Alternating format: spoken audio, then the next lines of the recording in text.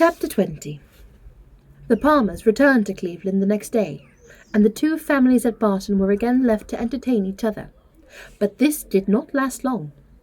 Eleanor had hardly got their last visitors out of her head, had hardly done wondering at Charlotte's being so happy without a cause, and at Mr. Palmer's acting so simply with good abilities, and at the strange unsuitableness which often existed between husband and wife, before Sir John and Mrs. Jennings' active zeal in the cause of society procured her some other new acquaintance to see and observe. In a morning's excursion to Exeter, they had met with two young ladies whom Mrs. Jennings had the satisfaction of discovering to be her relations, and this was enough for Sir John to invite them directly to the park as soon as their present engagements at Exeter were over. Their engagement at Exeter instantly gave way before such an invitation, and Lady Middleton was thrown into no little alarm on the return of Sir John by hearing that she was very soon to receive a visit of two girls whom she had never seen in her life, and of whose elegance, whose tolerable gentility even, she could have no proof. From the assurances of her husband and mother on that subject went for nothing at all. Their being her relations, too, made it so much more the worse, and Mrs. Jennings' attempts at consolation were therefore unfortunately founded when she advised her daughter not to care about their being so fashionable, because they were all cousins, and must put up with one another. As it was impossible, however, now to prevent their coming, Lady Middleton resigned herself to the idea of it all with the philosophy of a well-bred woman, contenting herself with merely giving her husband a gentle reprimand on the subject 5 or 6 times every day. The young ladies arrived. Their appearance was by no means ungenteel or unfashionable. Their dress was very smart, their manners very civil. They were delighted with the house and in raptures with the furniture, and they happened to be so dotingly fond of children that Lady Middleton's good opinion was engaged in their favour before they had been an hour at the park. She declared them to be very agreeable girls indeed, which for her ladyship was enthusiastic admiration. Sir John's confidence in his own judgment rose with his animated praise, and he set off directly for the cottage to tell the Miss Dashwoods of the Miss Steele's arrival, and to assure them of their bringing the sweetest girl in the world. From such commendation as this, however, there was not much to be learned. Eleanor well knew that the sweetest girls in the world were to be met with in every part of England, under every possible variation of form, face, temper, and understanding. Sir John wanted the whole family to walk to the park directly and look at his guests. Benevolent, philanthropic man! It was painful to him to even keep a third cousin to himself. "Do come now," said he. "Pray come. You must come. I declare that you all shall come. You can't think how you will like them. Lucy is monstrous pretty, and so good-humoured and agreeable. The children are all hanging about her already, as if she were an old acquaintance. And they both long to see you of all things, for they have heard at Exeter that you are the most beautiful creatures in the world, and I have told them that this is all very true, and a great deal more. You will be delighted with them, I am sure. They have brought the whole coach full of playthings for the children. How can you be so cross as not to come? Why, they are your cousins, you know, after a fashion. You are my cousins, and they are my wives, so you must be related." But Sir John could not prevail. He could only obtain a promise of their calling at the park within a day or two, and then left them in amazement at their indifference, to walk home and boast anew of their attractions to Miss Steele's, and had already boasting of the Miss Steele's to them. When their promised visit to the park and consequent introduction to these young ladies took place, they found the appearance of the eldest, who was nearly 30, with a very plain and not sensible face, nothing to admire. But the other, who was not more than 2 or 3 and 20, they acknowledged considerable beauty. Her features were pretty, and she had a sharp, quick eye, and a smartness of air which, though it did not give actual elegance or grace, gave distinction to her person. Their manners were perfectly civil, and Eleanor soon allowed them credit for some kind of sense, when she saw with what constant and judicious attentions they were making themselves agreeable to Lady Middleton. With her children they were in continual raptures, extolling their beauty, contorting their notice, and humouring them all their whims. And such of their time as could be spared from the important demands which all this politeness made on it, was spent in admiration of whatever her ladyship was doing. if she happened to be doing anything, or in taking patterns of some elegant new dress in which her appearance of the day before had thrown them into unceasing delight. Fortunately for those who pay their court through such foibles, found mother, though, in pursuit of praise of her children. The most rapacious of human beings is likewise the most credulous.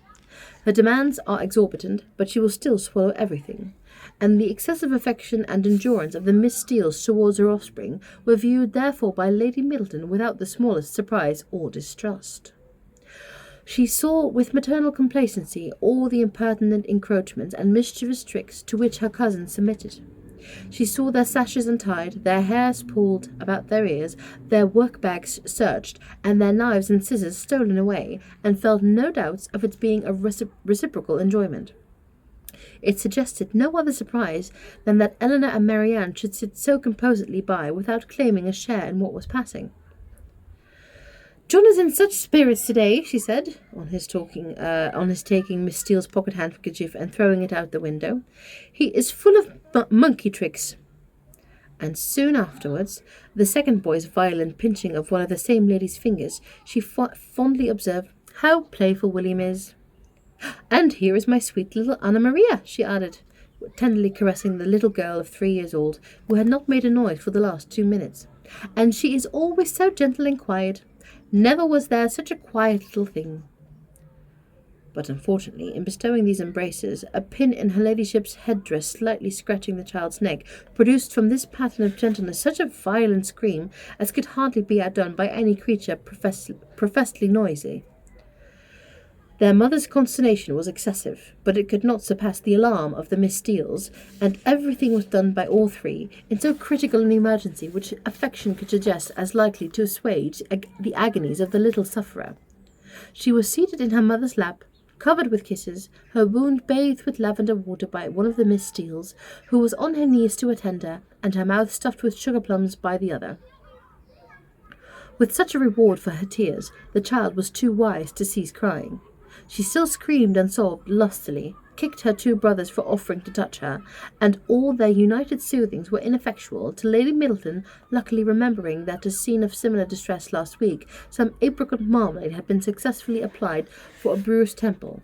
The same remedy was eagerly proposed for this unfortunate scratch, and a slight intermission of screams in the young lady on hearing it gave them reason to hope that it would not be rejected.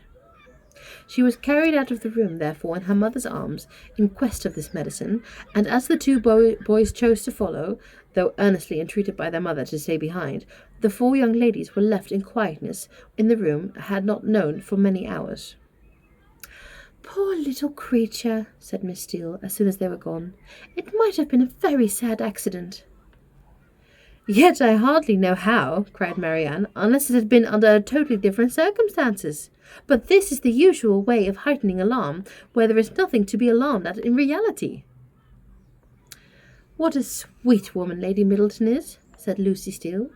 Marianne was silent. It was impossible for her to say what she did not feel, however trivial the occasion, and upon Eleanor, therefore, the whole task of telling lies when politeness required it always fell. She did her best, when thus called on, by speaking of Lady Middleton with more warmth than she felt, though with far less than Miss Lucy. "And Sir John, too!" cried the elder sister. "What a charming man he is!" Here, too, Miss Dashwood's commendation, being only simple and just, came without any eclat.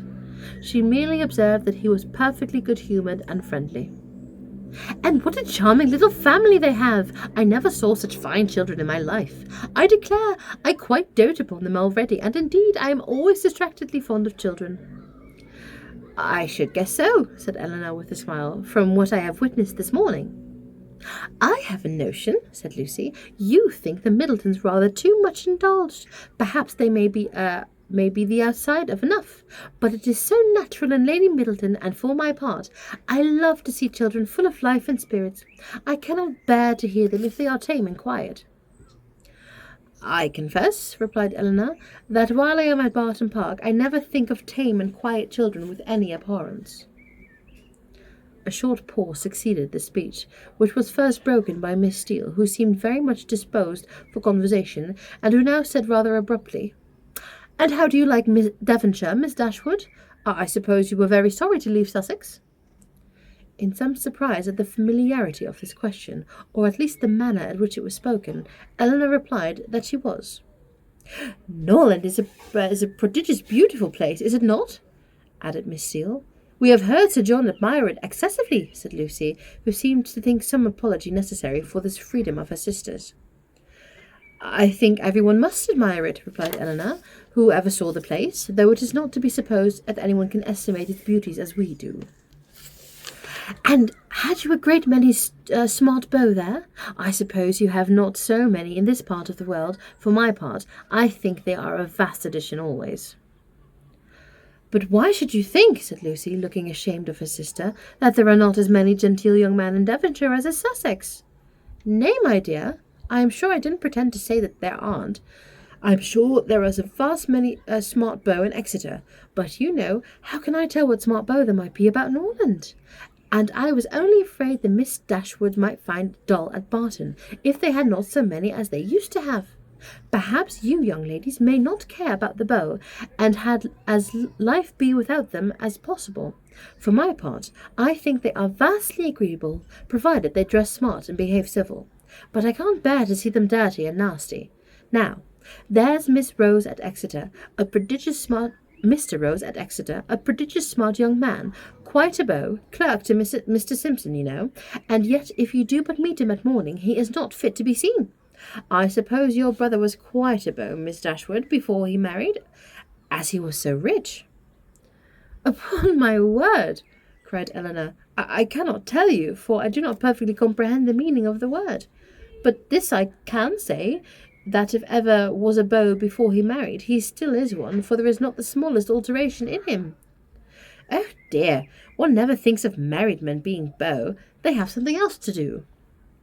Lord, Anne, cried her sister, you can talk of nothing but beaux. You will make the Miss Dashwood believe you think of nothing else. And then, to turn the discourse, she began admiring the house and the furniture. This specimen of the Miss Steeles was enough. The vulgar freedom and folly of the eldest left no recommendation, and as Eleanor was not blinded by the beauty or shrewd look of the youngest, to her want of real elegance and artlessness, she left the house without any wish of knowing them better. Not so the Miss Steeles. They came from Exeter, well provided with admiration for the use of Sir John Middleton, his family and all his relations, and no niggardly proportion was now dealt out for this fair cousin, whom they declared to be the most beautiful, elegant, accomplished, and agreeable girls they had ever beheld, and with whom they were particularly anxious to be better acquainted. And to be better acquainted, therefore, Eleanor soon found was their inevitable lot. For as Sir John was entirely on the side of the Miss Steeles, their party would be too strong for the opposition, and that kind of intimacy must be submitted to, which consists of sitting an hour or two together at the same room almost every day. Sir John could do no more, but he did not know that any more was required. To be together was, in his opinion, to be intimate, and while his continual schemes of their meeting were effectual, he had not a doubt of their being established friends. To do him justice, he did everything in his power to promote their unreserve, by making the Miss Steeles acquainted with whatever he knew or supposed of his cousin's situation in the most delicate particulars. And Eleanor had not seen them more than twice, before the eldest of them wished her joy on her sister, having been so lucky as to make a conquest of the very smart beau since she came to Barton. "'Twill be a very fine thing to have her married so young, to be sure," she said, "and I hear it is quite a beau, and prodigiously handsome. And I hope you may have as good luck as yourself, but perhaps you may have a friend in the corner already." Eleanor could not suppose that Sir John would be more nice in proclaiming his suspicions of her regard of Edward than he would have been with respect to Marianne. Indeed, it was rather his favourite joke of the two, as being somewhat newer and more conjectural. And since Edward's visit, they had never dined together without his drinking to her best affection, with so much significancy and so many nods and winks as to excite general attention. The letter F had been likewise invariably brought forward, and found productive of such countless jokes that its character to the wittiest letter of the alphabet had long been established with Eleanor. The Miss Steeles, as she expected, had now all the benefit of these jokes, and in the eldest of them they raised a curiosity to know the name of the gentleman alluded to, which, though often impertinently expressed, perfectly of a was perfectly of a piece of a general inquisitiveness into the concerns of their family. But Sir John did not sport long with the curiosity which he delighted to raise, for he had at last a much pleasure in telling the name, and Miss Steele had pleasure in hearing it. "His name is Ferrers," he said in a very audible whisper, "but pray do not tell, for it is a great secret." "Ferrers," replied Miss Steele. "Mr. Ferrers is the happy man, is he? What, your sister-in-law's brother, Miss Dashwood? A very agreeable young man, to be sure. I know him very well." "How can you say so, Anne?" cried Lucy, who generally made an amendment to all her sister's assertions. "Though we have seen him once or twice at my uncle's, it is rather too much to pretend to know him very well." Elinor heard all this with attention and surprise. And who was this uncle? Where did he live? How came they acquainted? She wished very much to have the subject continued, though she did not choose to join in it herself. But nothing more of it was said, and, for the first time in her life, she thought Mrs. Jennings deficient either in curiosity after petty information, or in disposition to communicate it. The manner in which Miss Steele had spoken of Edward increased her curiosity, for it struck her as being rather ill-natured, and suggested the suspicion of that lady's knowing, or fancying herself to know, something to his disadvantage. But her curiosity was unavailing, for no further notice was taken of Mr. Ferris's name by Miss Steele when alluded to, or even openly mentioned, by Sir John.